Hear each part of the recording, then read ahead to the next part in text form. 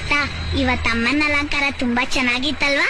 ಹೌದು ಕಂದ, ಅವಳ ಅಲಂಕಾರ ನೋಡಕ್ಕೆ 2 ಕಣ್ಣಲ್ಲ 1000 ಕಣ್ಣಿದ್ರೂ ಸಾಲದು ಅಂತ ಮಹಾತಾಯಿ.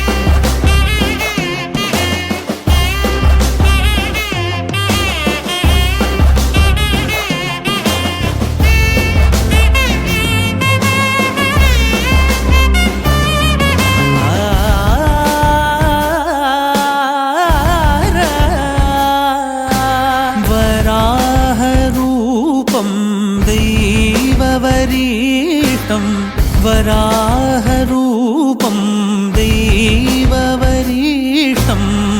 वरस्मितवदनं वज्रदन्तधर रक्षाकवचम्